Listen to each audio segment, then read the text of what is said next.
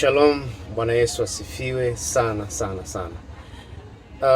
Mbele yako ni mtumishi wa Mungu, naitwa Elisha Elias Mgawe. Kwa neema ya Kristo amenipa nafasi na neema ya kuweza kusema machache kati ya mengi ambayo Roho Mtakatifu amekuwa akisema na watu wake kuhusiana na ujenzi wa kanisa. Napozungumzia kanisa ninamaanisha wewe na mimi, namaanisha mimi na wewe, na sio jengo.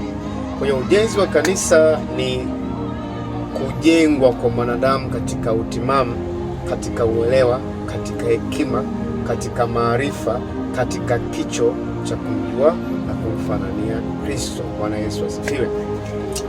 So Mungu hapo mwanzo alipoziumba mbingu na nchi, mbingu na nchi ziliumbwa kwa ajili ya utukufu wa Mungu, lakini nchi ama dunia unayoiona katika hali yake ya kustajabisha na ya kushangaza, huwezi kuamini. Mungu aliumba dunia ili yawe ni makao na makazi ya mwanadamu kwa ajili ya utukufu wa Mungu. Narudia, Mungu aliumba mbingu na nchi, akamuumba mwanadamu, akamweka kwenye uso wa nchi kwa ajili ya utukufu wa Mungu. Bwana Yesu asifiwe. Kwa hiyo usijichukulie kawaida, nisijichukulie kawaida. Biblia inasema hivi, watu wangu wanaangamizwa kwa kukosa maarifa. Biblia hajasema, au Mungu hajasema watu wangu wanaangamizwa kwa kukosa imani. Hapana. Isingekuwa tunamwamini Mungu, asingesema watu wangu. Anajipambanua kusema watu wangu. Kwa nini? Kwa sababu tayari taifa teule la Mungu, ni watu wa milki ya Mungu, ni watu waliopendwa na Mungu, ni watu waliokombolewa kwa damu ya Kristo Yesu. Ndiyo Mungu anasema watu wangu wanaangamizwa kwa kukosa maarifa, na kwa sababu wameyakataa maarifa, na mimi nitawaacha. So nini ambacho natakiwa kusema? Ninachotakiwa kusema ni kwamba mwanadamu amezungukwa na wimbi au na wingi wa taarifa, na nature ya mwanadamu alivyoumbwa, ameumbwa kutegemea taarifa. Kwa hiyo hakuna siku mwanadamu ataishi bila taarifa. Hakuna siku mwanadamu ataishi bila taarifa. Kwa hiyo taarifa ndiyo au ndizo zinazotufanya tuwe wanadamu hai. Bwana Yesu asifiwe. Mwanadamu kwa ujumla wake ameumbwa akiwa na maeneo matatu muhimu. Eneo la kwanza ni roho, kwa maana ya uhai, ambayo ndiyo pumzi ya Mungu. Eneo la pili ni nafsi, ambapo ndio injini ambayo inaamua utimamu wa mwanadamu katika kupambanua, kuchakata na kutekeleza taarifa ambazo anaweza kuzikusanya kupitia maeneo tofauti tofauti. Eneo la tatu ni mwili. Kwa hiyo roho na mwili kazi yake kubwa ni kuisapoti nafsi iweze kuishi katika mapenzi na matukufu makamilifu ya Mungu. Bwana Yesu asifiwe. Mtu ni nafsi, ni roho ambaye amepewa mwili. Kwa hiyo mwili au physical body ndio ambayo tumepewa, ambayo nimepewa, umepewa, ili uweze kuishi kwenye ardhi hii. Bila mwili hauwezi kuishi. Bila pumzi, kwa maana ya uhai, huwezi kuishi kwenye ardhi hii. lakini pia bila nafsi hawezi kuishi. Bwana Yesu asifiwe. Kwa hiyo nitazungumza vitu complicated sana ambavyo vitakupa wasaa wa kutumia akili katika kuchakata, katika kuwaza na kutafuta maarifa. Bwana Yesu asifiwe. Nimesema nafsi ndiyo eneo ambalo linakusanya taarifa kutoka kwenye mwili zikachakatwa vizuri na zikapewa go ahead kurudishwa tena kwenye mwili kwa ajili ya kutekelezwa. And guess what? Tumefundishwa kwamba mwanadamu ana milango mitano ya fahamu. Kuna macho, kuna masikio, kuna ulimi, kuna ngozi, ndani kuna nini? Kuna pua. Kwa hiyo hii ni milango mitano ambayo inakusanya taarifa kutoka kwenye mazingira ambayo yanatuzunguka. Bwana Yesu asifiwe. Niishie hapo kwenye eneo la mwili wa mwanadamu, lakini pointi yangu kubwa ilikuwa ni namna nafsi ambavyo imepewa authority ya kuweza kuchakata taarifa, na ndio maana unaweza ukakutana na mtu ambaye ana mwili, ana pumzi. Napozungumzia mtu namaanisha mtu ambaye amekamilika, kwa maana ana roho, ana nafsi na ana mwili. Sawa, vitu vitatu ambavyo nimezungumza. Lakini unaweza ukamkuta mtu ambaye hawezi kwenye eneo la nafsi. Kwenye eneo la nafsi, ninapozungumzia nafsi ndio kuna hisia, ndio kuna matendo ya hiari na matendo ya lazima ambayo yanaamliwa pale. Kwa hiyo kwenye nafsi ndipo sasa unaweza kukutana na mtu ambaye akili yake haifanye kazi vizuri. Ndipo pale ambapo tunakutana na kuna watu tunawaita watu waliochanganyikiwa, watu ambao wako stressed, watu ambao wanaokota makopo, kwa maana ya tunawaita machizi.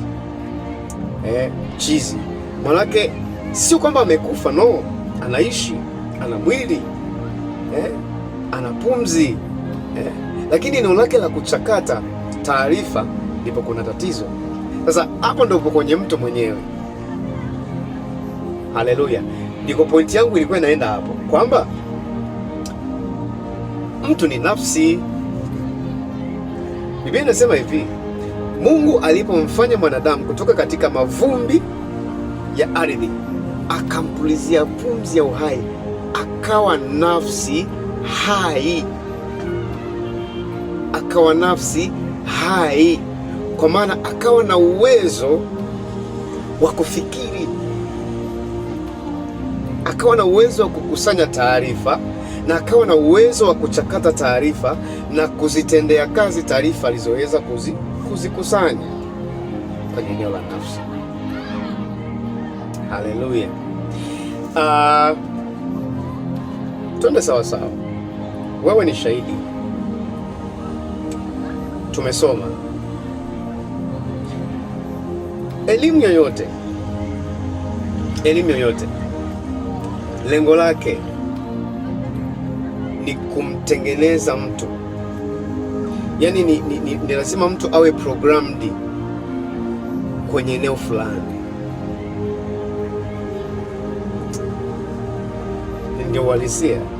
Okay, kwa mliosoma, ukisoma ukifuatilia, wewe ni shahidi, elimu ya msingi inakutengeneza kwenye uwe na uwezo wa kusoma na kuandika na kuhesabu. Kusoma, kuandika pamoja na kuhesabu. Shule ya msingi. Ukiingia sekondari, inaanza kuprogram sasa. Inaanza kukutengeneza. Ndio maana pale unakuta kuna zile kombi. kuna sayansi wanaita PCB, zile kombi ni mifumo, unakuta kuna sayansi kuna masomo yanayohusiana na masuala ya kijiografia, kuna masomo ambayo yanahusiana na masuala ya kihistoria na kadha wa kadha. So pointi yangu mimi haipo kwenye namna elimu ilivyogawanyika. Pointi yangu mimi ni nataka nikuonyeshe uwezo na hali ambayo Mungu alimuumba nani, alimuumbia mwanadamu au alimwekea mwanadamu kupitia ile pumzi akawa nafsi hai. Ndio pointi yangu inakuja hapa. So mtu ambaye amesoma masomo ya sayansi, automatically mindset yake itakuwa imebase kwenye eneo la sayansi.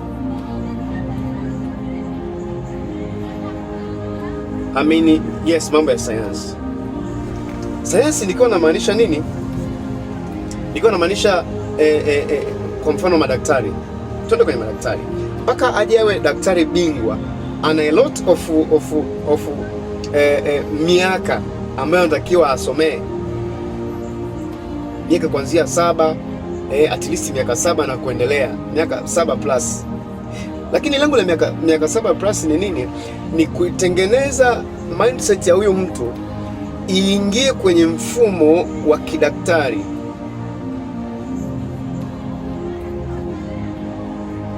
Kwenye mfumo wa kidaktari ambapo kulala kwake, kuamka kwake, kuishi kwake utakuwa ni udaktari tu. Bwana Yesu asifiwe. Kulala kwa huyo mtu, kuamka kwa huyo mtu kutakuwa ni udaktari tu, atakuwa anawaza udaktari tu. Ukienda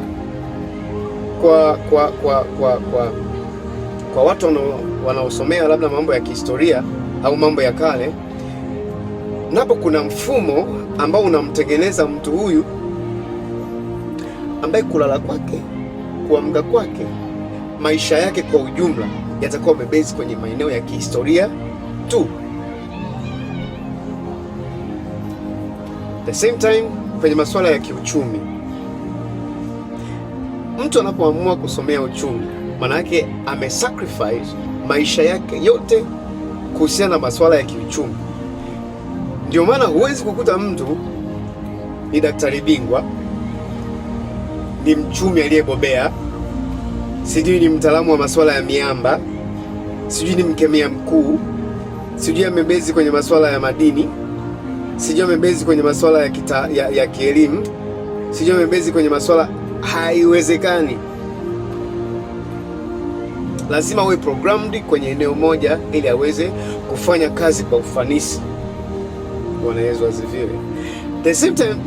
The same thing ni kama ambavyo Biblia inasema hivi kwamba tulipoitwa